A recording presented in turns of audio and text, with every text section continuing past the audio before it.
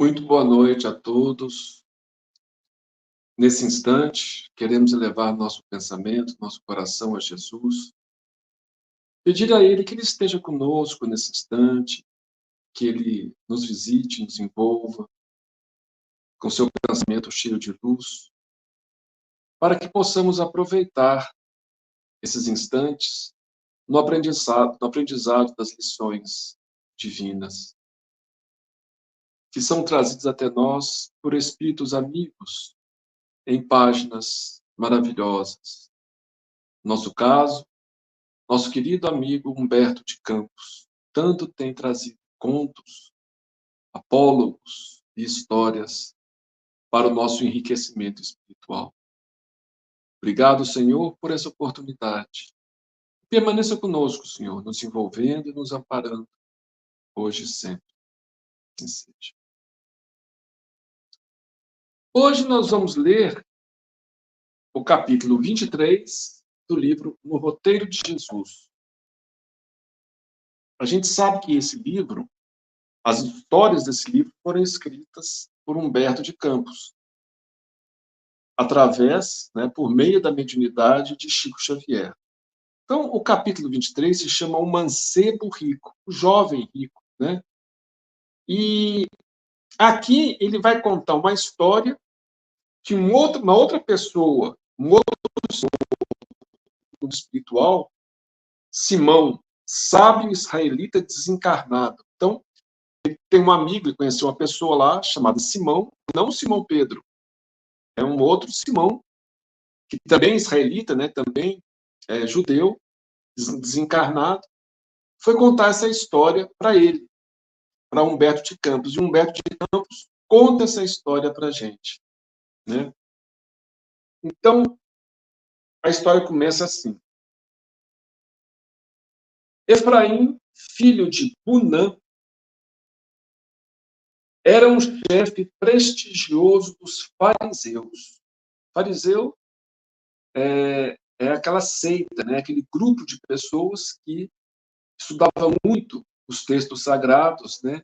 Se apegava muito à letra e muitas vezes esqueciam a essência, né? Nem todos, mas muitos se apegavam muito mais à parte externa e à parte que elevava eles aos olhos dos outros, porque eles eram grandes estudiosos, né? Então, realmente, eles tinham uma cultura bíblica, assim podemos dizer, né? Muito grande. Mas, muitas vezes, eles pecavam pelo excesso de orgulho, de vaidade, né? E Jesus, muitas vezes, chamava a atenção deles. Na verdade, muitos conceitos dos fariseus, que era uma das seitas que existiam na época, existiam os saduceus, os essênios e outros, mas os fariseus, eles, muito da doutrina deles, era muito parecido com o que Jesus pregava. E é por isso que Jesus não admoesta, né? Não chama a atenção dos outros grupos. Porque os outros grupos tinham doutrinas, por exemplo, os saduceus eram até materialistas, não acreditavam na vida após a morte. E os fariseus acreditavam. Então, Jesus, ele chama a atenção dos fariseus, não porque a doutrina deles estava errada, mas justamente porque eles sabiam e não praticavam. É como se Jesus viesse aqui hoje para a gente, entre nós espíritas, e chamasse a nossa atenção.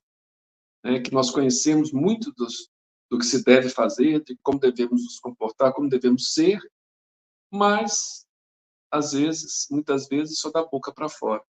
Né? Então, os fariseus eram esse grupo. E muitos não gostavam dessas observações de Jesus. Né? Mas aqui fala que Efraim, filho de Bunã, era um chefe prestigioso dos fariseus, considerado cabeça dos ilelitas, que, ao tempo do Senhor, eram francamente mais liberais e mais instruídos que os partidários do Rabi Shammai, fanáticos e formalistas. Veja bem, o que Humberto de Campos, o que esse Simão, né, está contando para a gente por meio de Humberto de Campos. Então, entre os fariseus ainda tem a divisão ainda. Tinha os hilelitas, os hilelitas eram seguidores de um rabino antigo que veio muito antes de Jesus, chamado Hillel, né?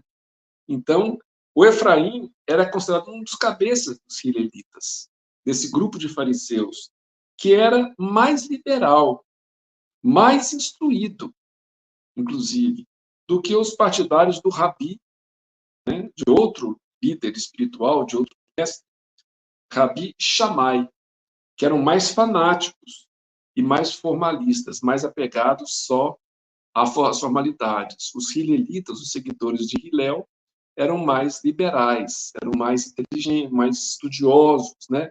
E tudo mais. Bom, judeu profundamente culto, Efraim, aos 40 anos, já se fizera a autoridade máxima dos herdeiros espirituais de Hillel, o admirável doutor das 7 regras. Excessivamente rico, o Efraim, né? Dispunha não somente de valiosas terras cultivadas e de formoso palácio residencial em Jericó, onde sustentava largo prestígio, mas também de casas diversas em Jerusalém, vinhedos e campos de cevada, rebanhos e negócios importantes na Síria. Entretanto, não era só isso. Era o depositário dos recursos amoedados de companheiros numerosos. Todo fariseu e levita que se lhe vinculasse à amizade hipotecava-lhe confiança, e com isso os próprios bens. Então, era depositário de recursos de muita gente, que é uma espécie de banqueiro, né? Naquela época, imagina, não existia assim, da maneira que a gente entende hoje, mas ele era uma pessoa muito rica e, ao mesmo tempo, muita gente confiava recursos para ele. Então, todo fariseu e levita, os fariseus da mesmo grupo dele, que se lhe vinculasse à amizade, hipotecava-lhe confiança, e com isso os próprios bens. Olha como ele tinha prestígio, né? O Efraim. Transformara-se-lhe a fortuna pessoal, desse modo, em extensa formação bancária, recolhendo depósitos vultosos e pagando juros compensadores. Então é como o banco faz, né? Pega o dinheiro e paga o juro. No centro da organização, cujos interesses financeiros se expandiam constantes, era ele, embora relativamente moço, 40 anos, né? Um oráculo e um amigo. Pessoa boa, uma pessoa confiável, né? Então, um amigo de muita gente. Devotado leitor da Mishnah, ensinamentos judaicos, né? E apaixonado pelas doutrinas do antigo orientador, que tudo fizera por desentranhar o espírito da letra na interpretação das escrituras. Então, o antigo orientador é Hillel. Hillel, desses grupos fariseus, era o mais liberal, o que mais se apegava ao espírito dos ensinamentos, e não tanto à letra, enquanto o outro grupo, né, do Rabi Shammai, era mais formalista, aquela coisa de ao pé da letra, tem que ser ao pé da letra. Hoje em dia, a gente já vê muita gente assim, muitos grupos religiosos dessa forma também, né?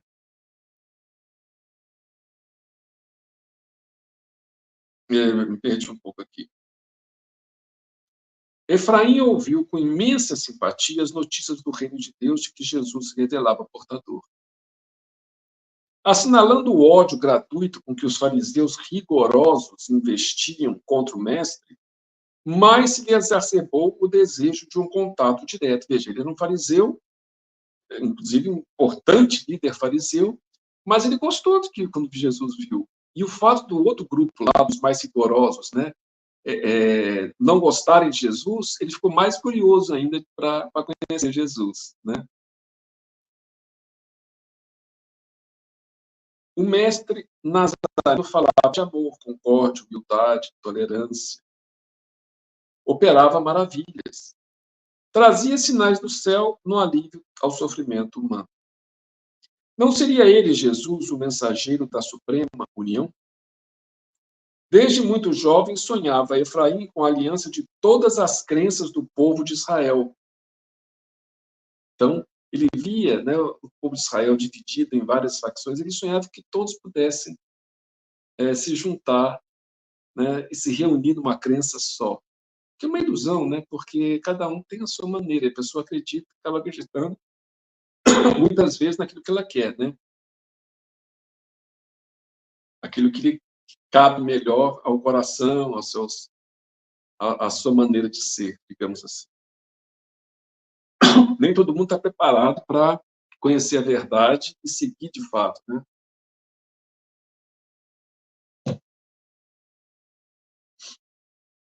Mantinha habitualmente conversações pacíficas com saduceus amigos, que é outro grupo, bem colocados no sinédrio, buscando a suspirada conciliação, sem resultados. De entendimento seguro com os xamaitas, desistira. Então, desistiu de conversar com os saduceus e com os outros fariseus, os xamaitas, os seguidores do Rabi Shammai. Fatigara-se de intrigas e sarcasmos. Diligenciara colher os pontos de vista dos nazarenos e samaritanos, conhecidos por opiniões menos estreitas. Ouvira com patrícios mentalmente marcados pelas inovações de credos estrangeiros, quais os que se mostravam em ativa correspondência com a Grécia e com o Egito, mas tudo debalde. Controvérsias entrechocavam-se, quais farpas afogueadas, incentivando perseguições. Então ele tentava, mas as pessoas não queriam conversa, queriam guerra, digamos assim. Guerra no sentido de disputa, né? As pessoas não querem, a não ser que seja possam aderir ao meu jeito de ser. Aí a pessoa concorda, mas aceitar o outro pensar de forma diferente, as pessoas são muito intolerantes, até hoje são assim, né? Demandara retiro deleitoso de essênios, que é um outro grupo, né? Os essênios ficavam isolados da sociedade, né? Em cuja intimidade repousara durante alguns dias, anotando encantado várias referências em derredor dos ensinamentos do Cristo. No entanto, mesmo aí, no seio da coletividade consagrada à comunhão de bens, que eles repartiam os bens entre si, né, os essênios, no serviço da agricultura, encontraram antagonistas intransigentes que não vacilavam no escárnio sobre os profitentes de outras convicções. Então, mesmo assim, ele encontrou vários que não vacilavam no escárnio, né, na acusação, no deboche sobre outras pessoas que tinham outras convicções religiosas. Até hoje é assim. A pouco e pouco amadureceu o projeto de ir em pessoa ao encontro de Jesus, o fascinante condutor de multidões, a fim de expor-lhe o magnífico projeto. Reunir, enfim, os descendentes das 12 tribos, eliminar sempre as discussões e estabelecer a solidariedade real. Assim, pensando ao sabê-lo em atividade, além do Jordão, Efraim arrancou-se do lar, tentando surpreendê-lo. Após algum tempo, achou entre homens cansados e tristes, e ao fitá-lo, enterneceu-se-lhe o coração. Então, ele tinha um coração sensível, né? Jesus estava entre pessoas tristes, cansadas, né?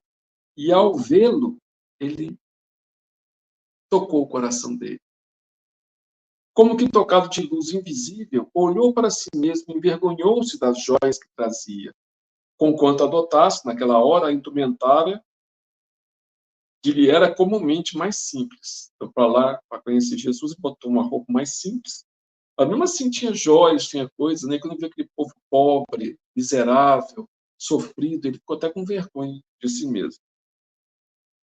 Tomado de funda emotividade, receava agora a almejada entrevista. Sentia-se inibido, pequeno de espírito. Sofreava a custo as próprias lágrimas. Sim, concluía consigo mesmo. Dirigia-se-ia ao mestre das boas novas na feição de aprendiz. Ocultaria a própria grandeza individual. Então ele vai chegar e pensa, vou chegar com Jesus como se fosse um aprendiz, sem falar quem eu sou, ou da minha posição, nem nada. Magnetizado, por fim, pelo sereno olhar de Jesus, dirigiu-se até ele e perguntou: Bom mestre, que farei para herdar a vida eterna? Fugindo à lisonja, respondeu Cristo: Por que me chamas bom? Não há bom senão um, que é Deus. Mas se queres entrar na vida eterna, guarda os mandamentos. Quais? Tornou Efraim preocupado. E Jesus enumerou alguns dos antigos preceitos de Moisés. Amarás a Deus sobre todas as coisas, não matarás, não cometerás adultério, não furtarás, não pronunciarás falso testemunho, honrarás teus pais, amarás o próximo como a ti mesmo. Efraim, que não se esquecia da própria condição de príncipe da cultura e da finança farisaicas, ajuntou, sorrindo. Tudo isso tenho observado desde a minha juventude. Ele era uma pessoa boa, né? Uma pessoa que, de fato, buscava seguir os preceitos, né, dos 10 mandamentos, tudo mais. É uma pessoa bondosa. O mestre, no entanto, fixou nele os olhos lúcidos, como a desvendar-lhe o âmago da alma, e considerou. Então, primeiro, antes de falar isso, né, a gente vê o que a gente vê. Ele tinha sede, né? E ele falou: o que farei para herdar a vida eterna? Ele queria herdar a vida eterna. E Jesus falou, e ele falou assim: não, tudo isso eu já, né, já faço aí. Mas Jesus percebeu que faltava alguma coisa com ele. Faltava alguma coisa que provavelmente o prendia a ser uma pessoa mais espiritualizada, digamos assim. Então, o Jesus olhou nele, né, os olhos lúcidos, como a desvendar-lhe o âmago da alma, e considerou: algo te falta aí. Se queres aperfeiçoar-te, vai, vende tudo o que tens, tudo entregando aos pobres, e terás um tesouro nos céus. Feito isso, vem e segue. O poderoso dirigente dos fariseus, contudo, ao ouvir essas palavras, recordou subitamente as enormes riquezas que possuía e retirou-se muito triste. Então, Jesus podia perceber que ele era apegado aos bens materiais. Mas se ele falasse: olha, você é muito apegado aos bens materiais, ele não ia entender isso, né? Ele realmente não ia compreender ou não ia aceitar, não, né, tal. Então Jesus simplesmente faz um desafio a ele. Vende tudo que tem, dá aos pobres e segue. Se a sua vontade é tão grande assim, de ser perfeito, digamos assim, né? E aí a gente vê que foi uma situação diferente de Zaqueu. Zaqueu, Jesus não falou nada. Ele falou o que ia fazer, que ele ia dividir os bens, que ele ia recompensar as pessoas que ele tinha, porventura, feito maus negócios, né, que ele teria lesado em termos de negócios, né, e tudo mais. Então, foi uma coisa espontânea do coração, ele sentiu necessidade de fazer isso. O jovem não, o jovem, ele queria que se comprometesse com Jesus sem aderir a um plano mais espiritual, menos material, né? Bom, então o Simão que está contando essa história para Humberto de Campos e para outras pessoas lá no mundo espiritual. Então ele acabou de contar a história, falando que ele retirou-se muito triste. E aí Humberto de Campos fala: não será essa a história do mancebo rico mencionada no Evangelho? Simão esboçou um largo sorriso e informou: sem mais nem menos. E, assinalando-nos a surpresa, concluiu, sem que nos fosse possível aduzir depois qualquer comentário: a fusão dos agrupamentos religiosos do mundo é assunto muito velho. É porque o rapaz queria juntar os agrupamentos religiosos, né? É aconselhada com ardor aqui e ali. Entretanto, quando se fala em esvaziar a bolsa em favor dos necessitados, para que o amor puro garanta a construção do reino de Deus nas forças do Espírito, quase todos os patronos da apregoada união se afastam, muito tristes. Então, ele mostra aqui que, na verdade, há interesses, né? As pessoas se apegam a esses interesses. Jesus não critica por causa disso. Apenas mostra para o rapaz que ainda tinha isso. Ele fazia tudo, mas ainda tinha essa limitação. E que acontece com muitos outros também, né? A união só é possível quando as pessoas deixam de lado as coisas materiais para se unirem em espírito. E isso é muito difícil, né? Então, essa mensagem para nossa reflexão, né? entendemos, né, na doutrina espírita, que não é digamos assim, um mandamento que possamos desfazer de tudo, né? Porque a pessoa pode usar o dinheiro muito bem, mas o apego ao dinheiro é um grande obstáculo, né? Paulo de Tarso vai falar lá depois, muito depois de Jesus, que o amor ao dinheiro é a raiz de todos os males, ou pelo menos de muitos males, né? Então, o amor aos bens, o amor... Quer dizer, a gente tem que aprender a amar as pessoas, e não os bens, as coisas, né? As coisas materiais, seja os edifícios, seja os carros, no nosso caso, né? O carro, os carros, ou roupas, ou o próprio corpo, né? Ao dinheiro, né? Ao patrimônio. Então, a gente tem que aprender a amar os outros. Esse é o objetivo maior.